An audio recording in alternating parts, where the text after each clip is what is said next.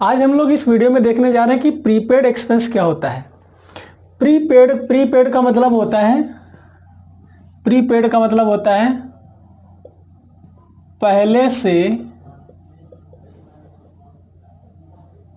भुगतान कर देना या पेमेंट कर देना। ठीक है, पहले से भुगतान कर देना या पहले से ही पेमेंट कर देना, यह क्या कहलाता है? प्रीपेड और एक्सपेंस है यानी कोई खर्चा। अब यहाँ पर एग्जांपल हम किसका उठाएंगे? सैलरी का। ठीक है, मान लिया सैलरी है और सैलरी का पेमेंट हमने क्या कर दिया? एडवांस में पेमेंट कर दिया। एडवांस में पेमेंट जब करेंगे तो क्या बन जाएगा? वो प्रीपेड सैलरी बन जाएगा। ठीक, कैसे? जैसे मान लिया कोई एम्प्लॉई है, ठीक है, 2023-24 इस साल अभी वो काम कर रहा है और यहाँ पर मान लिया हमारा जो ईयर है वो शुरू होता है 1/4/2023 से लेकर के 31/3/2024 ये हमारा एंड हो रहा है। अब यहाँ पर मान लिया 31/3 इसी महीने में मार्च में वो काम कर रहा है। मार्च में वो काम कर रहा है और वो क्या कर रहा है? वो बोल रहा है अपने एम्प्लॉयर से, क्या बोलता है? अपने एम्प्लॉयर से बोलता है सर मेरे को सैलरी अभी 2-3 महीने की एक्स्ट्रा दे दीजिए। मान लिया उसकी सैलरी है 10,000 रुपये पर मंथ। ठीक है, अब यहाँ पर उसने काम नहीं किया, यानी कि अब यहाँ मार्च में काम कर रहा है, मार्च की सैलरी उसकी ड्यू हो जाएगी, लेकिन मार्च के बाद अभी देखा जाए तो 3 महीने का कर लेगा तो अप्रैल 1 महीना कवर करेगा, फिर मई जून। अगर वो 3 महीने की सैलरी लेगा तो 10,000 यहाँ आ जाएगा, 10,000 यहाँ आ जाएगा और 10,000 यहाँ पर आ जाएगा। अप्रैल मई जून 3 महीने के मान लो एडवांस कितनी हो गए? 30,000 सैलरी जो है वो ले लेगा, 30,000 रुपये। या क्या है? ये क्या है? Advance salary. ये एडवांस सैलरी मान लिया उसने ले लिया। ठीक है, तो ये बन जाता है एक प्रीपेड एक्सपेंस। प्रीपेड का मतलब पहले से ही किसी एक्सपेंस का भुगतान कर देना। ठीक है, पहले से ही किसी एक्सपेंस का भुगतान एडवांस में कर देना क्या कहलाता है? प्रीपेड एक्सपेंस कहलाता है। यहाँ पर अगर सैलरी अमाउंट 1,50,000 दिखाया है ना, तो 30,000 इसमें एडवांस सैलरी मिली होगी और ये 1 साल का अमाउंट यानी 1 अप्रैल से लेकर के 31 मार्च तक का। अगर इस तरीके से टोटल सम दे रखा है तो इसका मतलब ये होता है कि ये जो एडवांस पेमेंट गया है ना, इसका उन्होंने ट्रीटमेंट नहीं कर रखा।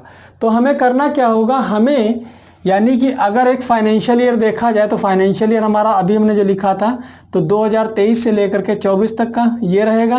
तो हमें अगर 1,50,000 डाल देंगे तो अगले साल की भी सैलरी इसमें आ जाएगी, जो कि हमें नहीं डालनी है। हमें कितनी सैलरी डालनी है? हमें इसी साल की यानी इसी फाइनेंशियल ईयर की सैलरी डालनी है। तो हम क्या करेंगे? 1,50,000 से जो सैलरी का पेमेंट जो एडवांस में दिया है 30,000 रुपये, ये माइनस कर देंगे। कितना माइनस कर देंगे? 30,000 माइनस कर देंगे। तो यहाँ पर जो अमाउंट बचेगी वो कितनी बचेगी? 30,000 जब माइनस करेंगे तो 1,20,000 ये अमाउंट बच जाएगी, 1,20,000 रुपये। यानी जो फाइनेंशियल ईयर ये वाला है 2023 और 24 का, यानी 2023-24 में इस साल में सैलरी डेबिट कितनी होगी पीएल से? 1,20,000 रुपये, 1,20,000। तो यहाँ पर कितना चढ़ जाएगा डेबिट होने के लिए? 1,20,000 डेबिट होगा। अच्छा, अब देखिए, अब बैलेंस ये तो हो गया हमारा कहाँ का हिसाब किताब। तो ये ट्रीटमेंट कहाँ का हो गया? ये ट्रीटमेंट हमारा पीएल का हो गया। अब इसके बाद बैलेंस शीट पर कैसे इम्पैक्ट डालेगा ये जो एडवांस अमाउंट है? देखिए बैलेंस शीट में कैसे डालेगा? बैलेंस शीट में होता क्या है, जब हम असेट साइड, ये मान लिया असेट साइड है हमारी, ये लायबिलिटी साइड है और ये है असेट साइड। ठीक है, अब असेट साइड में अगर हम देखेंगे तो यहाँ से जो हमारा कैश का पेमेंट है वो कम हो गया होगा क्योंकि सैलरी हमने दे दिया है।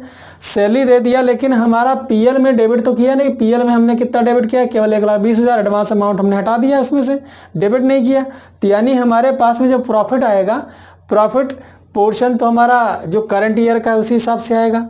यानी लायबिलिटी साइड में ये जो 1,20,000 रुपये हमारा है, ठीक है, उसके हिसाब से प्रॉफिट निकल करके यहाँ पर एडजस्ट होगा।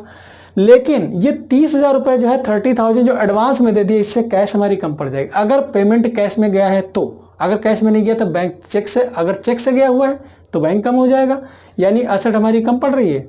तो असेट अगर हमारी कम पड़ रही है तो असेट में यहाँ से कैश चला गया है, तो या तो इधर का पोर्शन हमें किसी तरीके से ठीक करना होगा, इधर का ठीक कर नहीं सकते हैं क्योंकि इधर कोई एडजस्टमेंट नहीं है, एडजस्टमेंट इधर ही आनी है।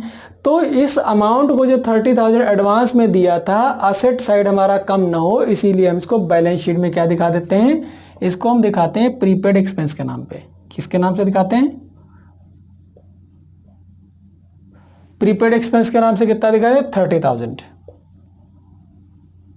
ठीक है, 30,000 रुपये यहां दिखा देंगे और कैश से 30,000 रुपये कम हो जाएगा और बाकी कैश से 30,000 यहां से कम हो जाएगा और इधर बढ़ जाएगा, यानी हमारा असेट साइड का जो टोटल होगा वो इफेक्ट नहीं करेगा, यानी टोटल हमारा बराबर हो जाएगा, लायबिलिटी के बराबर हो जाएगा। तो ये हमारा जो है प्रीपेड एक्सपेंस का ट्रीटमेंट है पीएल का, और ये हमारा किसका है? बैलेंस शीट का है। ठीक, अब देखिए, अभी इसमें एक एंट्री भी देख लीजिए। एंट्री देखिए कैसे डालते हैं, इसको डालेंगे प्रीपेड